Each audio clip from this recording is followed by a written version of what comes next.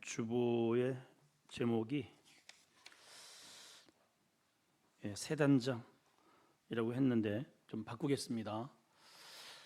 트집 잡는 자에게 말하노라. 자, 한번 띄워주세요. 방송실. 꼭 얘기를 해야 오후에는 좀 졸몽졸몽하는 것 같아요. 자, 한번 읽어봅시다. 시작. 트집 잡는 자에게 말하노라. 우리도 좀 일이 잘 안 되면 트집 잡아요, 그죠? 또 여기 이렇게 돼 있어요. 하나님 탓하는 사람. 내 책임보다 자꾸만 누구를 탓해요. 당신 때문이야 이번에. 아무기 때문이라고 이렇게 탓을 합니다. 그동안에 욥이 하나님 탓 많이 했습니다. 이유 없이 왜 하나님 나에게 이런 고난을 주시느냐고. 자, 1절 2절에 보면 여호와께서 욥에게 말씀하십니다. 트집 잡는 자가 전능자와 싸우겠느냐 다투겠느냐, 하나님을 탓하는 자는 대답 좀 해봐라. 여기 트집 잡는 자, 여기 이 의미에는 설복시킨다는 그런 의미가 원어에 보니까 있더라고요. 다투어서 결국은 설복하게 한다, 그런 의미가 있습니다. 그런 의미로 원어적으로 해석을 하면 이런 뜻이 됩니다. 내가 전능자를 고쳐서 내 앞에 설복시킬 수 있겠느냐, 이런 뜻이 됩니다. 사실 우리에게는 나도 모르는 사이에 하나님을 자꾸만 고치려고 그래요. 그죠? 나도 모르게 하나님 그러시면 안 되죠. 마치 내가 하나님의 어떤 결정에 대해서 잘못된 그러한 것들을 내가 바로잡는 식의, 그럴 때가 참 많아요. 사실은 하나님을 대놓고 이렇게 하나님에 대한 불의를 지적하는 사람은 없습니다. 그런데 우리가 하는 일에 원망하고 불평을 참 많이 합니다. 그 말은 대놓고 하나님을 불의하다고 말을 하지는 않겠지만은, 불평과 원망이라는 그 속에는 하나님이 나에게 이렇게 해놓은 이 처사에 대해서 잘못이라는 것을 은연중에 드러내는 것이죠. 욥의 경우를 보게 되면 왜 이렇게 많은 말들을 막 지금까지 쏟아놨느냐 하면, 하나님의 처사에 대해서 아멘이 안 되는 겁니다. 하나님께서 나에게 이러한 것을 이렇게 하신 것에 대해서 어떤 의도가 있구나, 하나님의 뜻이구나 했다면 아멘, 하나님 아멘입니다, 이게 돼야 되는데 아멘이 안 되는 거예요. 그래서 하나님이 물으시죠.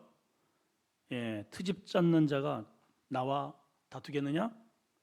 하나님을 탓하는 자는 한번 대답 좀 해봐라, 이렇게 물으시죠.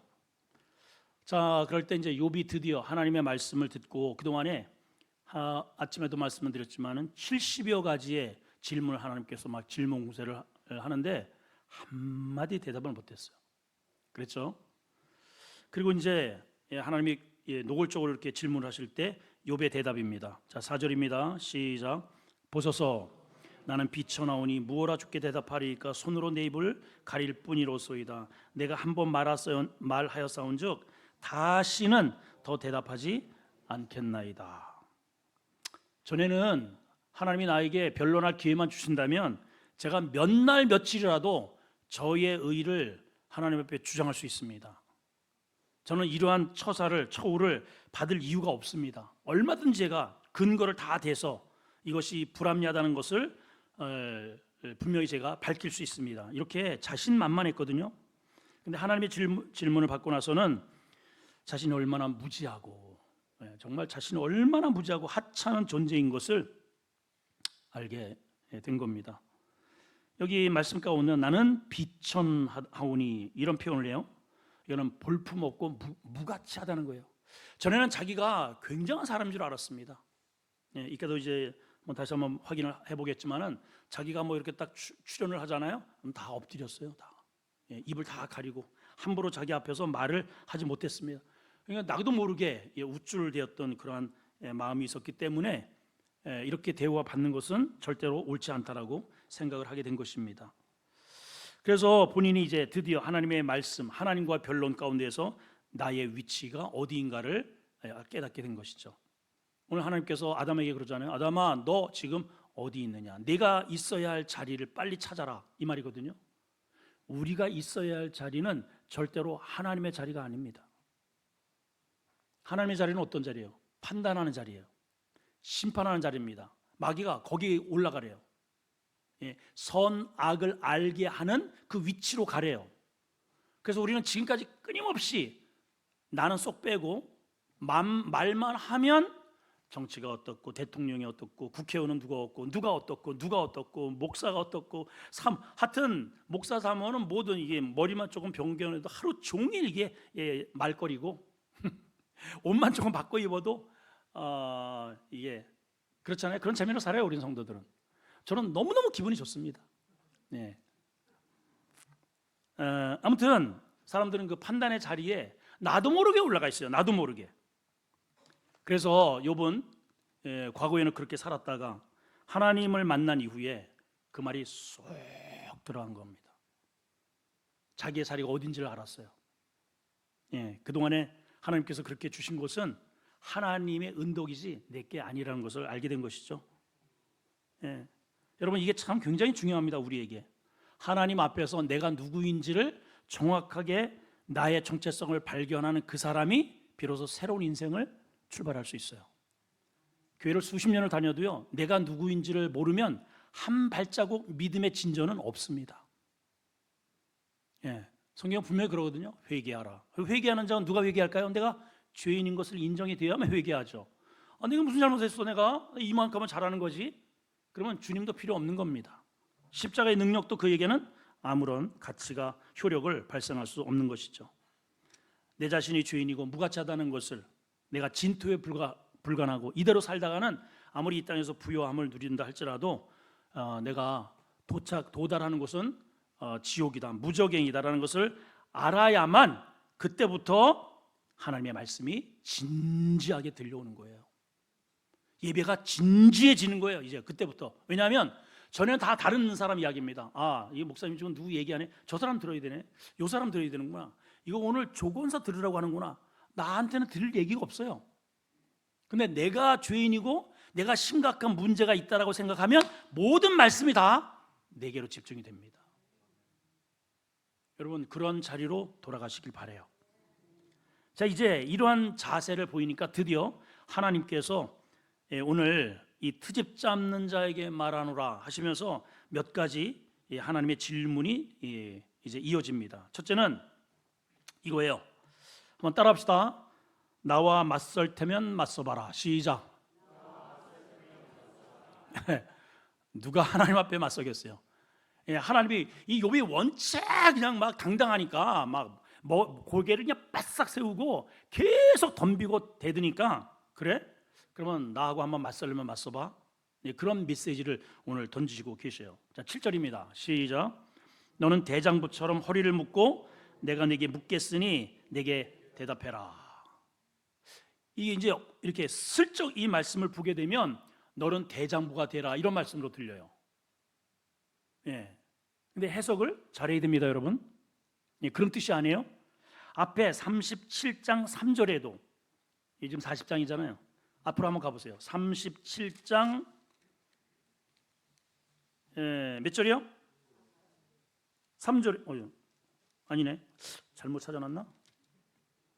38장이군요. 38장 3절에 보면 자, 시작. 너는 대장부처럼 허리를 묶고 내가 네게 묻는 것을 대답해라. 똑같죠? 똑같아요. 말이 아주 그냥 글자 하나 틀리지 않습니다. 여기 대장부처럼 허리를 묶으라는 말 자체로만 본다면 굉장히 우리에게 긍정적인 메시지로 보입니다. 그런데 이 말씀은 문맥적으로 해석을 해야 됩니다. 이 문맥적 전후의 과정을 통해서 이 주신 메시지는 그런 뜻이 아니고 네가 그렇게 당당하다면 허리를 딱 한번 동여매고 대장부처럼 나와 한번 맞짱 뜨자는 거예요. 네가 그렇게 한번 당당하다면 좋아. 그럼 대장부처럼 한번 나하고 한번 맞짱 좀 한번 떠볼까? 이런 뉘앙스를 갖고 있습니다. 이번 그동안에 수차례에 걸쳐서 친구들이나 또 엘리후의 권면, 하나님의 설명에 절대로 굴복하지 않았어요.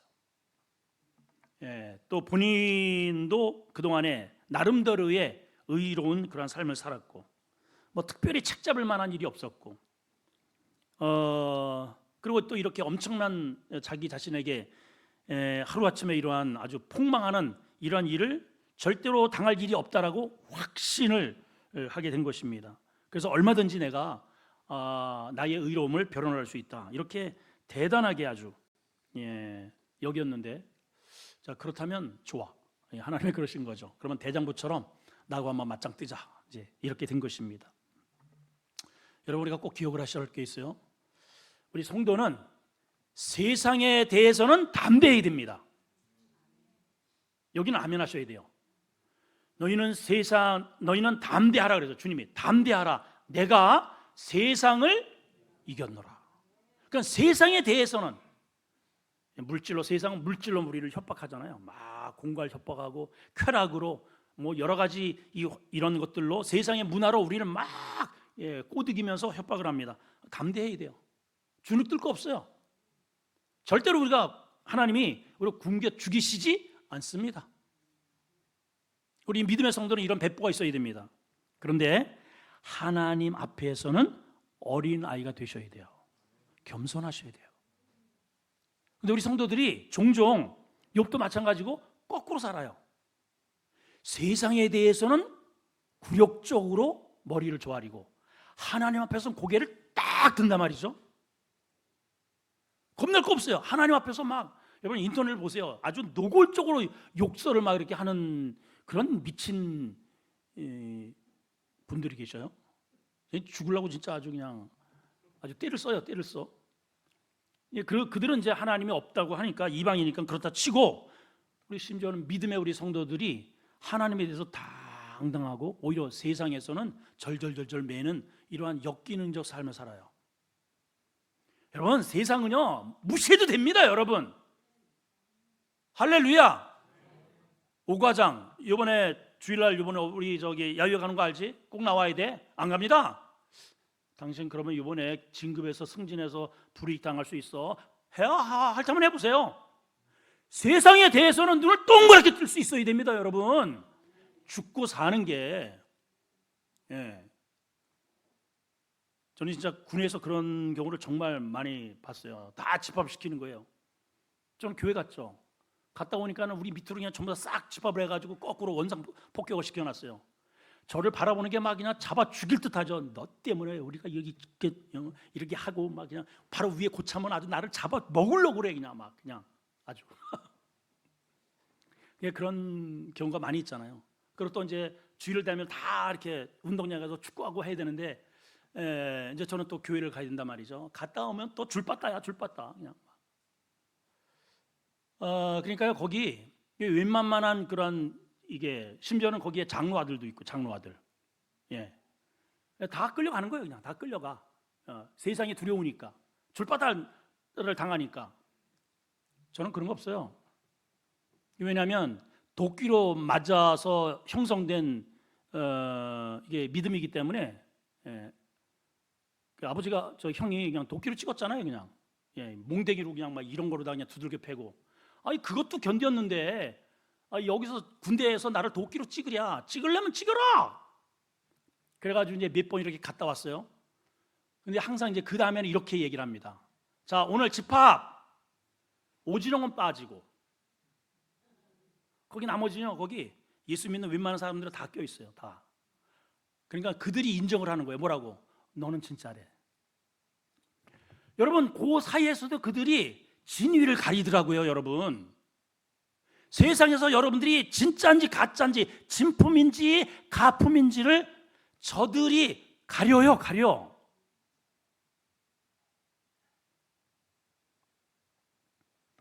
여러분, 믿음의 지조를 지키시기 바라요. 그러셔야 됩니다. 세상에 대해서는 담대하고 하나님 앞에서는 겸손하고. 여기 거꾸로 살았습니다.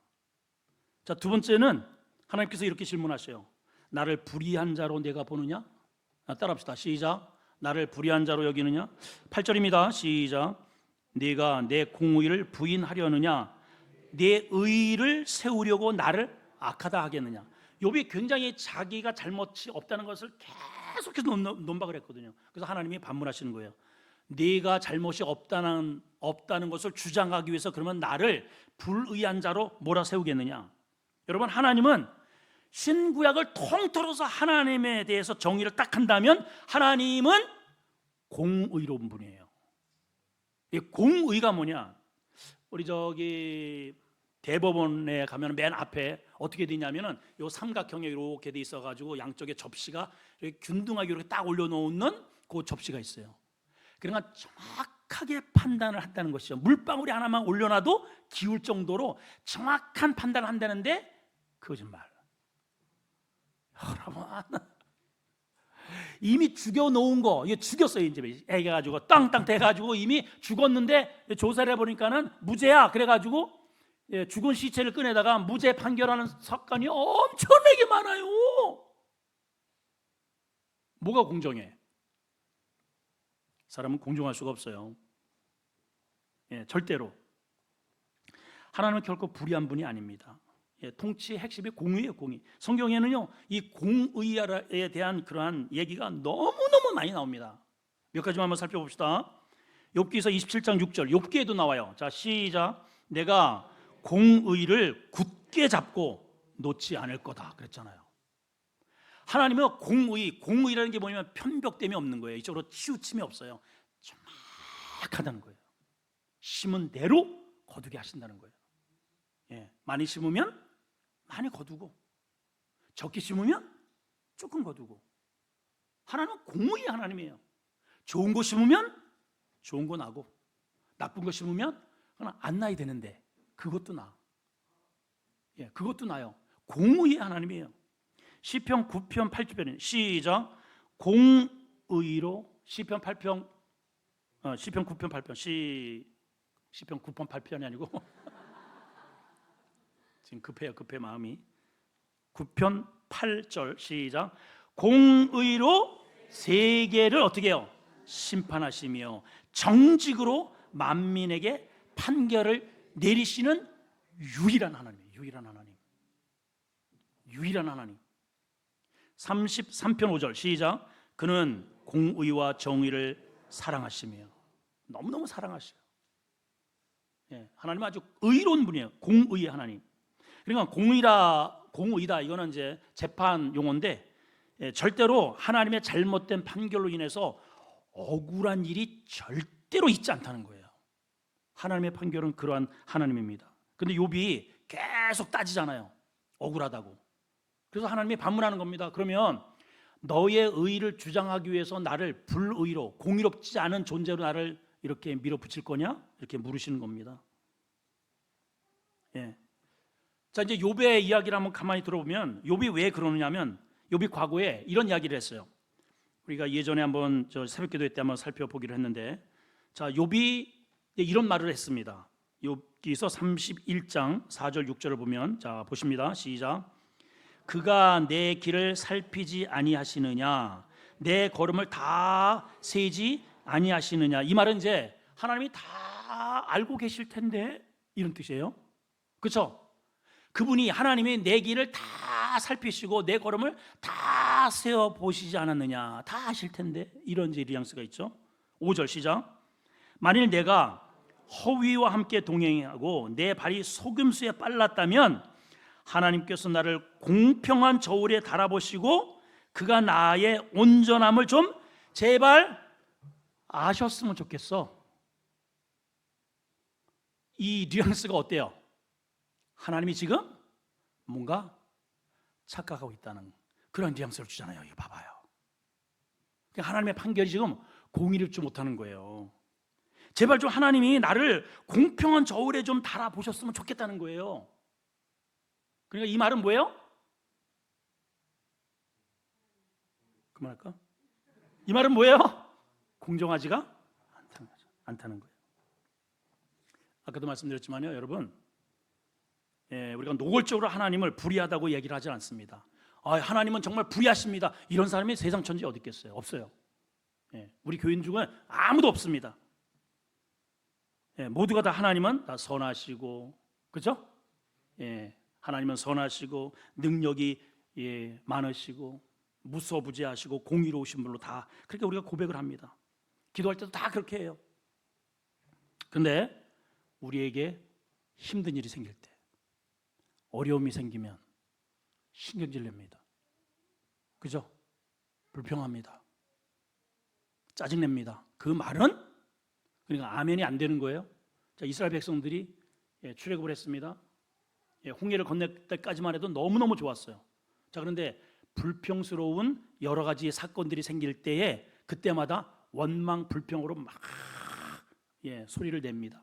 그 원망과 불평의 이야기는 하나님이 이렇게 우리를 여기로 인도하고 이런 것들을 먹게 하고 이곳으로 지나가게 하는 것에 대해서 옳지 않다는 뜻이죠. 그렇죠? 틀렸다는 거예요. 하나님이 틀리셨다는 거예요. 그런데 여러분 가만히 보세요. 하나님이 왜 쓴물을 마르는? 그 다 이유가 있는 거예요. 거기에 의미가 있어요. 그거를 꼭 거쳐야 돼요, 여러분. 우린 이미 알잖아요. 르비는 골짜기를 꼭 거쳐야 됩니다. 아말렉이 무엇인지 알아요. 꼭 전쟁을 하는 겁니다. 그 아말렉은 지금도 우리가 끊임없이 우리 후미를 이렇게 치는 그러한 어둠의 족속이라는 것을 우리가 너무 잘 알잖아요. 그러니까 우리의 일생의 여정 속에 하나님을 믿음으로 인해서 쭉 가는 과정 속에 생겨야 하는 모든 것들을 이스라엘 백성들에게 샘플로 다 경험케 하셨어요. 근데 그들은 한결같이 그러한 모든 것들에 대해서 원망으로 일삼게 되었단 말이죠. 그래서 로마서 9장 20절에 보면 사도 바울이 이런 말을 합니다. 자, 시작. 이 사람아, 한번 따라 합시다. 이 사람아. 옆 사람한테 이야기해 보세요. 이 사람아, 네가 누구 귀에 감히 하나님께 따져 묻느냐? 자, 시작. 이 사람아, 당신이 누구 귀에 감히 하나님께 따져 묻느냐? 지음을 받은 물건이 어떻게 지은 자를 나라에게 이렇게 지었다고 따져 물을 수 있겠냐는 거예요. 이렇게 만든 것만도 감사하지. 그죠? 그렇잖아요. 그래서 잠언서 3장 6절에 솔로몬이 이런 말을 합니다. 우리는 너무 잘합니다. 시작. 너는 범사에 모든 일이에요. 범사에 어떻게 알아? 그를 인정을 하라. 인정을 하는 거예요. 그분의 뜻과 그분이 나를 이러한 길로, 이러한 처사로, 이러한 사람을 만나고 이렇게 하는 것에 대해서 인정을 하는 거예요. 근데 우리가 인정을 잘 안 돼요. 이런 경우가 너무너무 많아요. 그렇게 인정을 하면, 그리하면 내 길을 하나님께서 지도해 주시리라. 인정이 안 되니까 하나님께서 포기하시는 겁니다. 그럼 네가 한번 살아봐라. 그래서 우리가 수렁에 빠져서 10년 호적되다가 또 이런 데서 빠져서 호적되다가 이러다가 우리 인생이 종치는 겁니다. 여러분, 제가 계속 말씀드리면 제가 이렇게 이제 좀 나이가 들면서 약간 철이 드는 게 뭐냐면, 이 시간이라는 게 나에게 너무 소중하구나. 이걸 자꾸만 느끼게 됩니다. 이 시간이라는 게, 오늘이라고 하는 하루가 나에게 너무너무 소중한 거라구나. 여러분, 하루하루는요 정말 기적 같은 하루입니다. 여러분, 잠으로 때우지 마시고 그냥 뒷짐지고 그냥 여기 구영 저기 구영, 점심 먹고 왔다 갔다 저녁 먹고 TV 보다가 잠자고. 여러분, 우리의 인생을 그렇게 보내면 안 돼요. 여러분, 하루하루가요 기적 같은 하루입니다. 여러분, 죽어가는 사람 보세요. 엄마 눈 좀 떠봐, 눈 좀 떠봐. 그래도 못 뜨잖아요. 그 순간이 헬런 켈러 여러분 잘 아시잖아요. 나에게 3일의 눈을 볼 수 있는 기회를 하나님이 주신다면 하면서 쫙 얘기하는 거 보세요.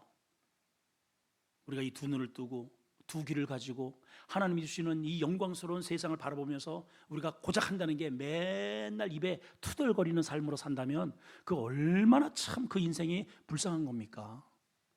감사해야죠.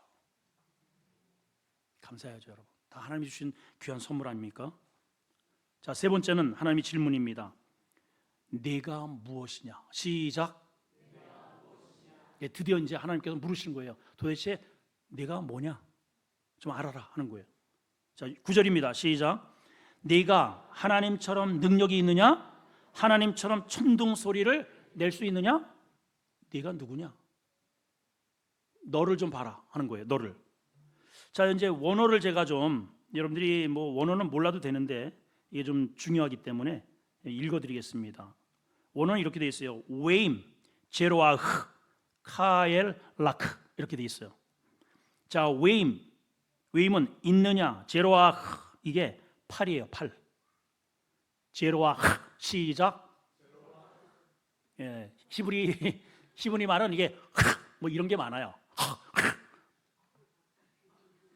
제로와 이게 팔이고, 카엘 하나님처럼 락 네가. 그러니까 네가 원어는 이거예요. 네가 하나님과 같은 제로와 팔이 있느냐 이 말이에요. 이게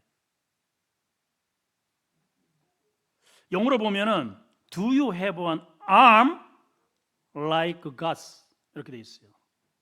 하나님 like 하나님과 같은 팔을 내가 들고 있느냐? 사실은 여러분 하나님의 팔이 있어요, 없어요?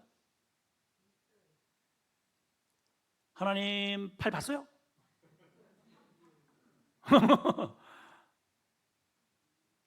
하나님 팔이 있어요? 없어요? 있어요? 대답 못 하시죠?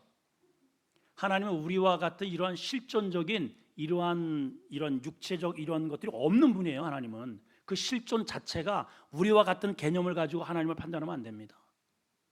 네, 우리 사람은 팔이 있어요, 없어요? 다 있죠. 없으면 그건 이상한 거죠. 하나님이 주신 것을 내가 잘못해서 사고로 어떻게 이렇게 해가지고 잃어버린 거지. 모든 사람에게는 팔이 있어요. 그런데 하나님이 이렇게 반문을 하셔요. 하나님이 팔의 실체도 없으신 분인데 오히려 사람에게 팔이 다 가지고 있는 사람에게 너 나와 같은 팔이 있네요. 그러면 이 팔은 도대체 어떤 팔일까요? 공배팔입니까? 저팔계입니까? 자, 성경에는 하나님께서 이런 표현을 하십니다. 성경에는 하나님의 손, 하나님의 권능의 팔에 대한 묘사가 굉장히 많이 나와요. 예. 하나님이 권능의 팔로 세상을 지으시며 하나님의 권능의 팔로 섭리하시고 다스리시며 하나님의 권능의 팔로 인생들을 돌보시고 안으시며 이런 이야기들이 꽉 차 있습니다. 그러니까 오늘 여기서 하나님께서 반문하시는 팔은 그런 팔을 의미하는 거예요. 네가 나와 같은 팔, 이 세상을 창조하고 빚고 너를 만든 권능으로 이 세상을 운영하는 그러한 팔이 너에게 있느냐? 욥에게 왜 이런 질문을 하실까요, 여러분? 그동안에 욥에게 주어진 그것도 하나님이 주신 거라 그랬잖아요. 그죠? 하나님이 주시는 10자식. 옛날에는 자식이 많은 게 부자입니다, 부자. 다 노동력으로 했기 때문에 양을 키려면은 뭐가 있어야 돼요? 일꾼이 필요하죠. 그러니까 인원이 많은 게 장땡이야. 예, 그리고 옛날에는 우리나라처럼 뭐에 보호하는 게 전부 다 개인 군사. 우리 과거에도 우리 고려 시대에서 조선 시대로 넘어가는 그런 뭐 옛날에도 전부 다 소장민들은 이러한 큰 지주들 밑에서 그 이제 왕은 그 지주들의 눈치를 보고 그래서 왕건도 이렇게 통합 왕이 되었지만은 39번인가 장가를 갔잖아요. 예. 왜 그럴까요? 다 그 지주들의 그러한 그 사람들과 이렇게 친밀감을 가져가지고 통치를 하다 보니까 다 한 명씩 데려다 보니까 부인이 거의 한 그렇게 된 겁니다.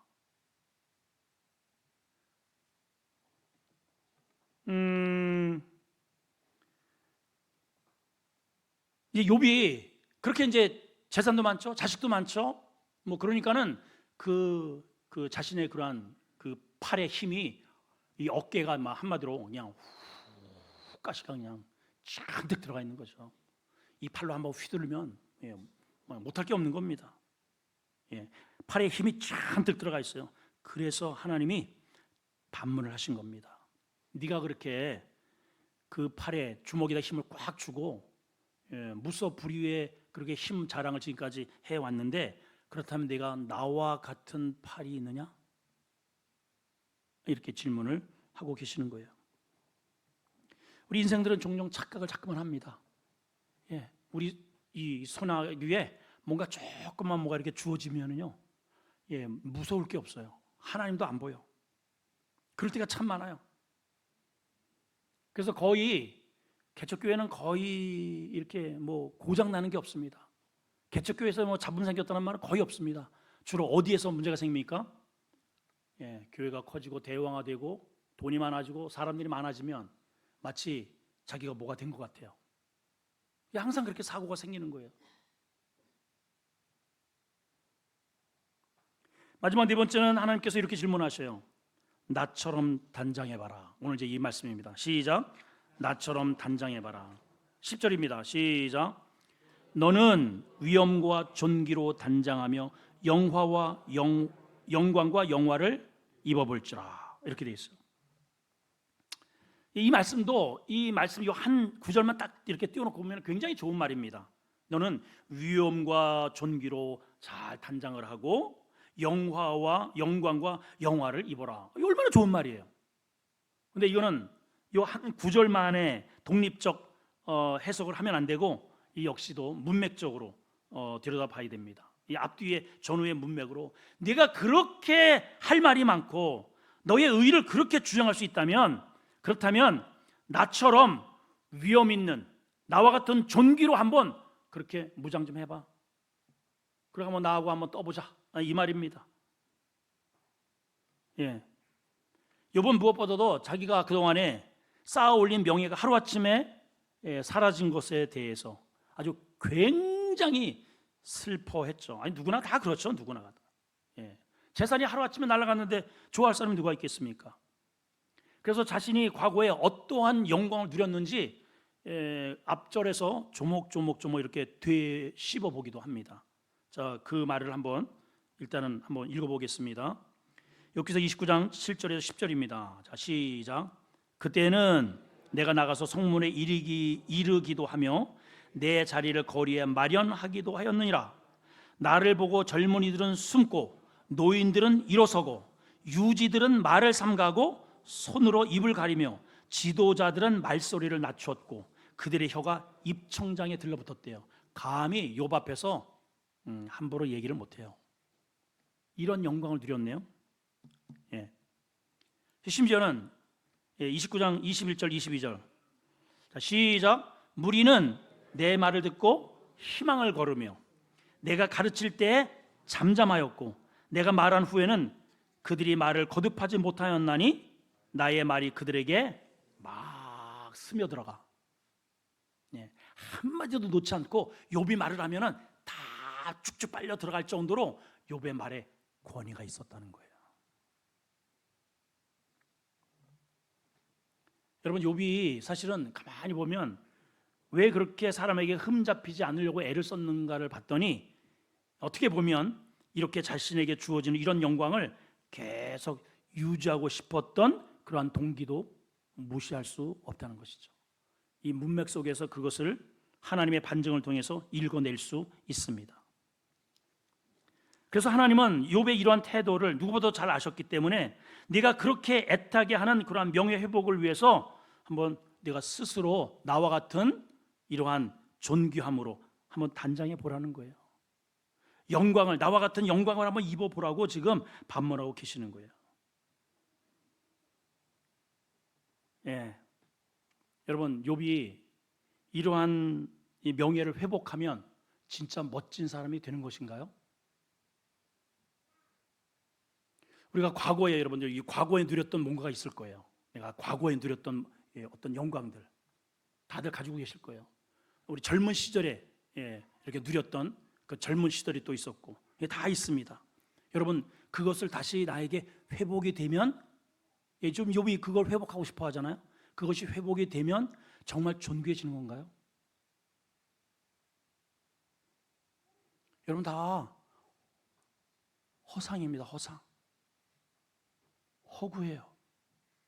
우리는 세상 것을 가지고 그걸 다 누려도 우리 사실은 우리가 어렸을 때 바라봤던 그 세상이 우리 호주머니에 지금 다 차 있어요. 근데 우리에게 만족이 있는가? 그렇지 않잖아요. 세례 요한도 이 세상에 나타날 때 그렇게 화려하지 않았습니다. 약대의 털옷을 입고 메뚜기와 석청을 먹었다. 어느 목사님이 지난번에도 그렇게 말씀하시는데, 메뚜기, 고단백, 석청, 꿀, 와, 좋은 거 먹었네. 천만의 말씀이에요. 그냥 들판에서 얻는 것을 가지고 연명했다는 뜻입니다. 그렇게 화려하게 살지 않았어요. 예수님도, 이사야 선지자가 예수님에 대해서 이렇게, 우리 예수님 멋지게 좀 등장하셔야 되잖아요. 만왕의 임금이신데, 근데 이사야는 주님에 대해서 이렇게 설명을 해 놨습니다. 미리. 이사야 53장 2절 시작. 그는 주 앞에서 자라나기를 연한 순 같고 마른 땅에서 나온 뿌리 같아서 고운 모양이 있다 없다? 없어요. 없어요. 고운 모양이 없어요. 풍채도 없어요.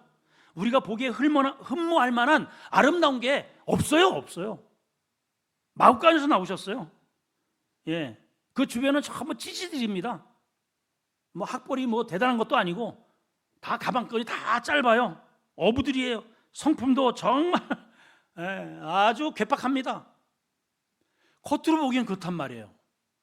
근데 그 내면에는요, 그 내면에 이렇게 겉으로 보기에는 볼품이 한 개도 없는데 그 내면에는 하나님의 존귀한 영광이 있고 지혜가 있고 능력이 있고 자연을 다스리고 귀신을 내어 쫓고 죽은 자를 살리고 눈만 자를 뜨게 하고 그 한마디 한마디에 따라서 세상이 쥐락나락하는 이러한 어마어마한 권능이 그 안에 꿈틀거리고 있더라 말이죠. 할렐루야.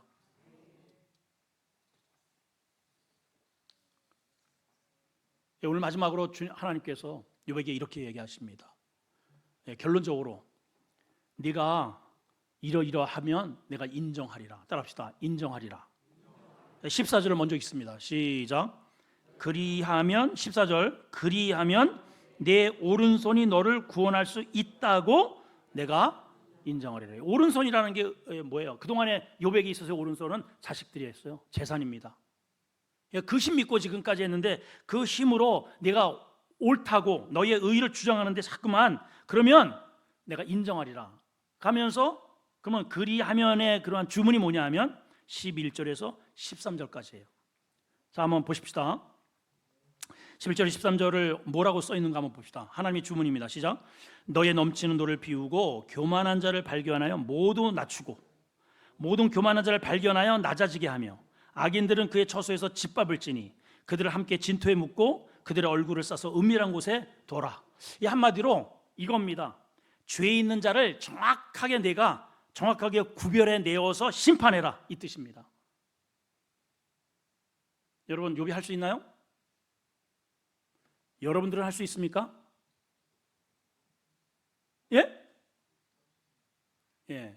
여러분 여러분들이 누군가를 예를 들어 누군가를 담임 목사에 대해서 우리 담임 목사는 참 좋은 분이야. 너무너무 좋아. 근데 저쪽에서는 그 양반 빨리 나가야 돼. 어느 말이 맞아요? 대답 못 하시죠? 둘 다 맞아요. 둘 다 맞는 거예요, 여러분. 그분은 저의 못된 것을 본 거고 이분은 저의 잘된 한 면만 본 거예요. 여러분, 우리 강병훈 집사님이 좋은 사람이에요? 좋은 사람이에요? 대답을 잘 하셔야 돼요, 여기서는. 좋은 사람이에요. 근데 정말 저분이 정직한 분이라면 썩 뭐 그렇게 내가 그렇게 좋은 사람만은 아닌데 라고 해야 합니다. 우리가 누군가를 이렇게 판단할 때에요, 그게 100% 옳지가 않아요. 우리는 그러한 능력도 없고요, 그러한 실력도 되지 않습니다. 절대로요, 절대로. 우리는 그러한 분별력을 절대로 하나님께서 우리에게 주신 일이 없습니다. 없어요. 하도 이제 잘난 척을 하니까 하나님께서 그래, 그렇다면 네가 그렇게 똑똑하고 의롭고 빈틈이 없다면 오케이, 좋아. 네가 악인을 골라내서 이 사람은 하나님이 심판해야 됩니다. 이렇게 골라내서 철저하게 심판을 해라. 그러면 내가 인정해 줄게. 이런 거예요. 자, 우리는 많은 경우에 있어서 이런 부분들이 있습니다. 저도 다 이 카테고리 속에 다 들어가죠. 하나님 왜 악인을 왜 저렇게 가만 내두십니까? 이거예요. 왜 우리 악인이 이렇게 활발하게 이렇게 내두십니까? 저런 사람은 좀 한 방에 그냥, 왜 북한을 저렇게 내두세요, 하나님? 그냥 끝내버리세요, 하나님. 그렇죠? 그렇죠? 네. 자, 그러면 잘 보세요. 이제 잘 보셔야 돼. 이제 우리가 그렇게 기도를 했습니다. 하나님, 왜 악인을, 저 못된 놈을 왜 이렇게 하나님 살려주세요. 심판하셔야죠, 하나님. 이 욥이 지금 그것 때문에 이게 지금 아주, 왜 하나님, 제가 아무 잘못이 없는데 악인들은 이렇게 내버려 두고 계속해서 이렇게 나한테 죄책을 하는데 저 잘못 없습니다. 하나님 공정하게 처분을 하셔야죠. 이게 욥의 불만이었거든요. 그 말에 대해서 오늘 하나님이 이렇게 반문하는 거예요. 좋아, 그러면 네가 그렇게 똑똑하면 네가 한번 악인을 골라내서 철저하게 은밀한 곳에다가 이렇게 집어 던져봐. 내가 그러면 인정해 줄게. 이거거든요, 여러분.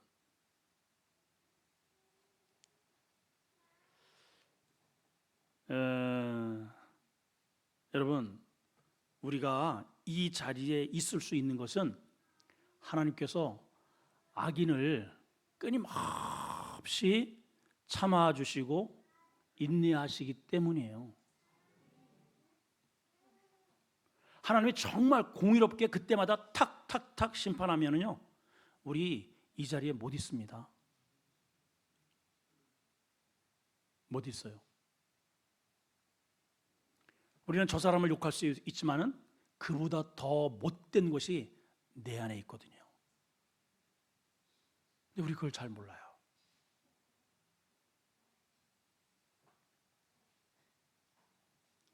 그러므로 우리는 왜 악인을 심판하지 않으시냐고 하나님 앞에 따지면 안 됩니다.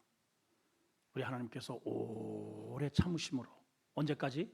심판날까지, 추수하는 날, 끝장내겠다는 거예요. 추수하는 날. 그 전까지는요, 하나님이 다 기회를 주시는 거예요. 그 안에는 우리도 포함되어 있습니다. 예, 우리가 뭐 잘난 게 뭐 있어요? 저도 솔직히 진짜 이렇게 딱 이렇게 저의 진상을 이렇게 딱 이렇게 펼쳐놓으면은 여러분들이 제 설교 못 듣습니다.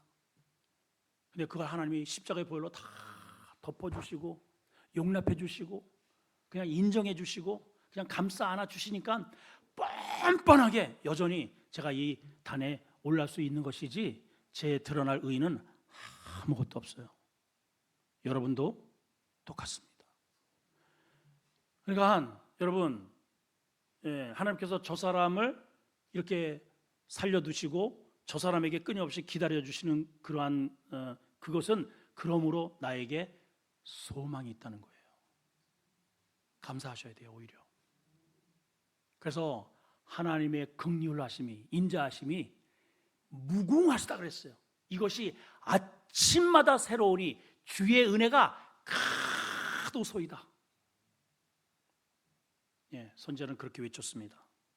기도합니다. 하나님 아버지, 우리는 참